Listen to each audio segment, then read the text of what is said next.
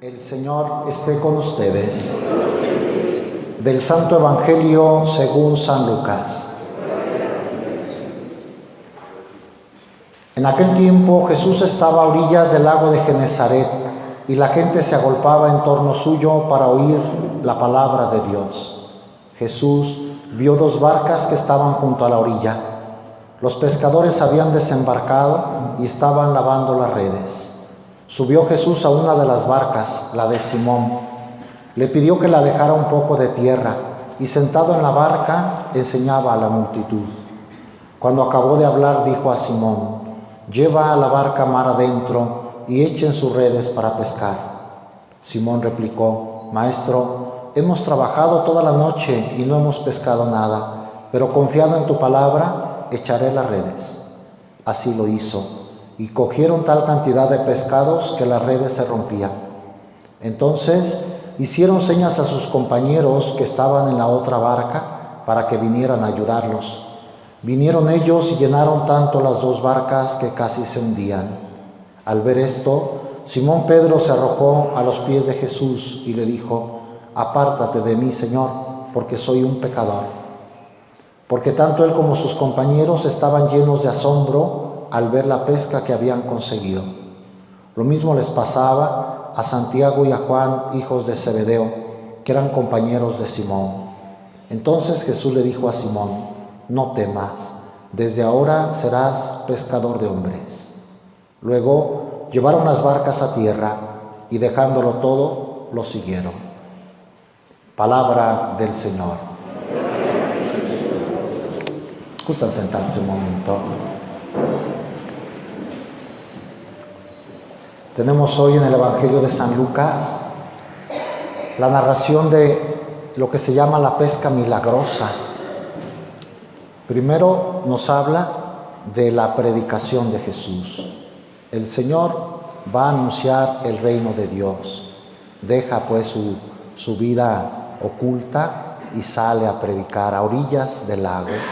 Y según nos cuenta el Evangelio hoy, mucha gente se reunía para escucharlo. Siempre hemos tenido necesidad de oír la verdad, la sabiduría, de entender para qué es la vida, por qué estamos aquí, hacia dónde vamos. Todo eso les enseñó Jesús y por eso la gente se agolpaba, tanto que nuestro Señor tuvo que subirse a una barca para tener más oportunidad de ser oído por los que se acercaban a escucharlo, que estaban en la orilla, y hasta nos dice de quién era la barca. Todo en el Evangelio y en la Biblia pues tiene un sentido.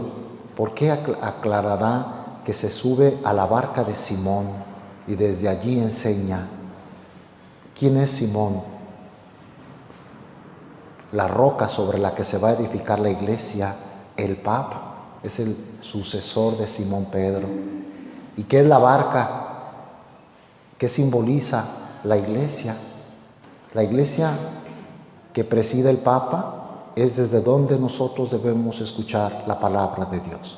No de otra barca, no de otra iglesia, no de otra secta, no de quienes distorsionan la verdad, sino en la barca de Pedro.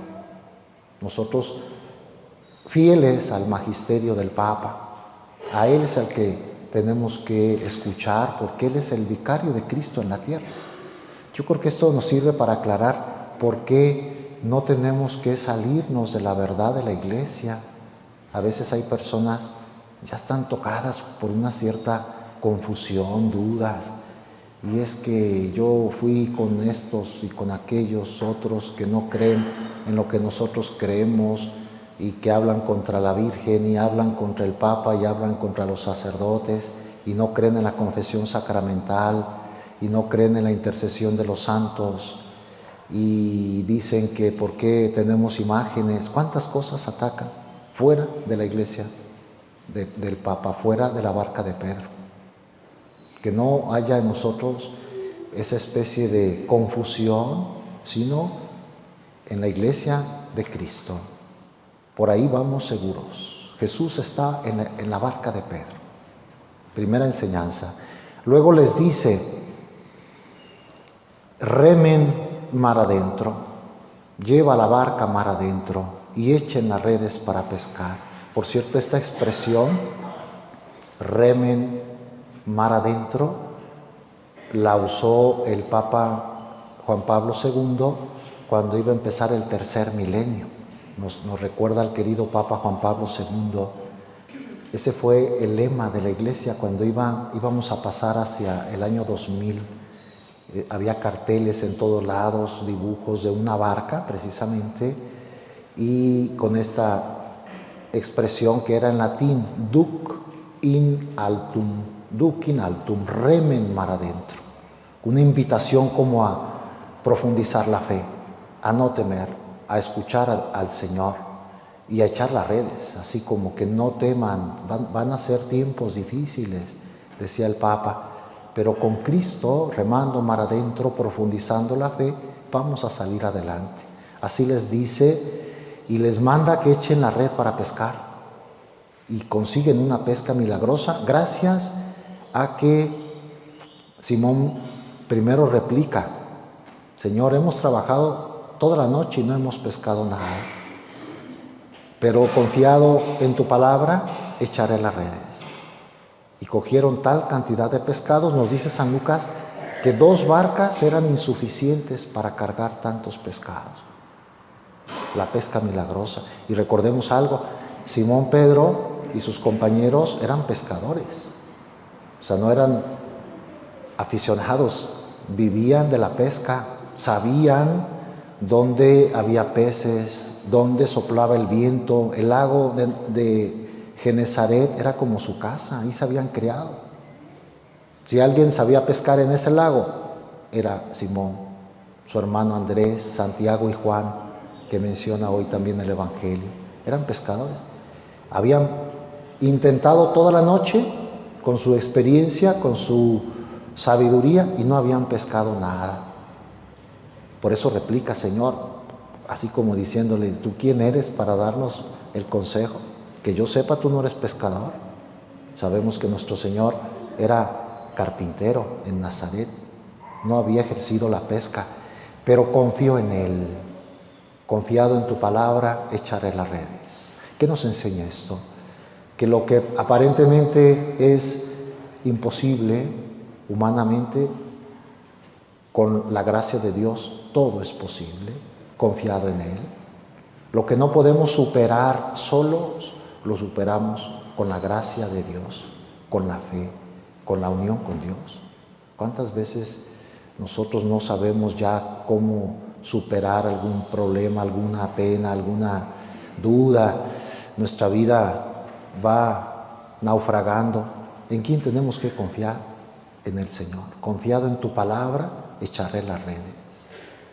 Si el Señor nos dice, haz esto, nos inspira, nos habla a través de su palabra, tenemos que obedecer, aunque yo crea que yo sé más. ¿Cuántas veces como que queremos corregirle la plana al Señor?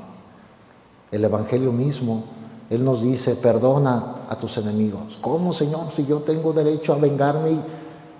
Obedece, así tendrás una pesca milagrosa. Si el Señor dice: oren sin desfallecer. No, Señor, ¿para qué oramos si tú no nos escuchas? ¿Cuántos pretextos ponemos? Ora, obedece su palabra, lo que Él nos diga. Trabaja por tu salvación. No, Señor, la vida tiene muchas dificultades y nos apegamos a otras cosas, no lo obedecemos. Si el Señor nos dijera: este papel es rojo, tendríamos que obedecer más a Dios y creerle que lo que yo mismo veo, yo lo veo blanco, es rojo. Señor, te creo. Tendríamos que ceder ante la verdad de Dios, aunque nosotros aparentemente creamos otra cosa. Eso hizo Simón Pedro, y la pesca fue milagrosa, abundante. Y luego los llama, le dice a Simón y menciona a los otros que dejan todo para seguirlo: los haré pescadores de hombres. Les da el llamado a un servicio como el que Él mismo realizó. Nuestro Señor vino para salvar a los hombres. Los apóstoles trabajaron en la salvación de los hombres. Y nosotros todos hemos recibido también esa vocación. No solo los apóstoles, no solo los sacerdotes, no solo los misioneros, los catequistas, todo cristiano bautizado que tiene la fe en Dios tiene que ser pescador de hombres, tiene que llevar a los demás hacia Jesús. Como que ese es el tema principal de las lecturas de hoy. Les recuerdo una clave para entender el sentido de las lecturas. La primera lectura y el Evangelio siempre tienen un tema afín. Y hoy nos pone la primera lectura, la vocación del profeta Isaías. Un serafín viene y le pone con las tenazas una brasa en la boca y pregunta el Señor, ¿a quién enviaré? Y él respondió, aquí estoy, Señor, envíame. La vocación. También Simón, su hermano, y los hijos de Zebedeo reciben la vocación y ellos, dejándolo todo, lo siguen.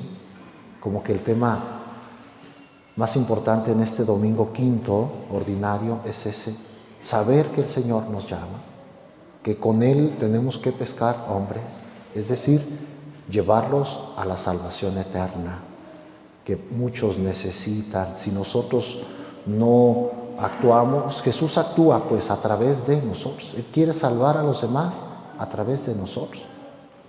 ¿Para qué necesitaba a Simón y Andrés? Si Él estaba preparando la misión de la iglesia. Y nosotros somos la iglesia, y nosotros somos los que tenemos que ir como Jesús a anunciar el Evangelio, la verdad. Hace mucha falta. Cada uno en su entorno tiene muchas personas a las cuales ayudar en su salvación, su propia familia, sus amigos. Mientras haya alguien que no conozca a Jesús, que no vaya por su camino, nosotros tenemos que trabajar. La misión no se acaba. Le damos gracias primero pues porque nos ha llamado. ¿Quién soy yo? De hecho, tanto el profeta Isaías se siente como indigno. Ay de mí, estoy perdido, soy un hombre de labios impuros, que habito en medio de un pueblo de labios impuros. Se siente indigno ante la visión de Dios. Y Simón Pedro, también como Isaías, dice aquí que su reacción fue arrojarse a los pies de Jesús y decirle, apártate de mí, Señor, porque soy un pecador. Cuando ve el poder de Jesús, también nosotros, ¿quiénes somos para que Jesús nos haya llamado, para creer en Él, para ser parte de su iglesia? ¿Quién puede decir, no, yo merezco, yo he hecho lo suficiente para ser llamado? No, fuimos bautizados solo por gracia del Señor, por la fe de nuestros padres, por la fe de la iglesia, y lo seguimos y creemos en Él por iniciativa de Él. Él nos ha llamado, que valoremos la vocación cristiana que tenemos, servidores, discípulos de Jesús. Y siendo discípulos, tenemos que ser misioneros, es decir, ir a anunciar a Cristo con nuestras obras y cuando se necesite con nuestras palabras, pero sobre todo con el ejemplo. Que los demás, al vernos, que amamos a Jesús, que tratamos de seguirlo en su Evangelio, los demás se animen, se entusiasmen por la fe. Eso es a lo que estamos llamados. Que la Virgen, que San José Sánchez del Río, hoy lo recordamos a este niño de Zaguayo, Michoacán, que fue fusilado, qué fe tan grande. Él podría haber dicho, yo no creo en Cristo, pero hay una carta que escribe a sus 14 años a la mamá, despidiéndose. No te preocupes, mamá.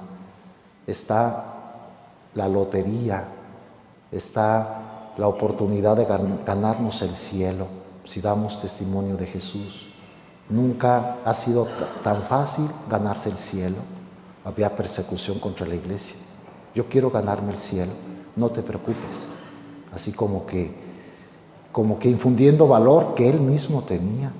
Y 14 años, por eso impactó al mundo. Yo recuerdo cuando lo beatificaron en el Estadio Jalisco, beatificaron a él con otros, eran como 13 beatos.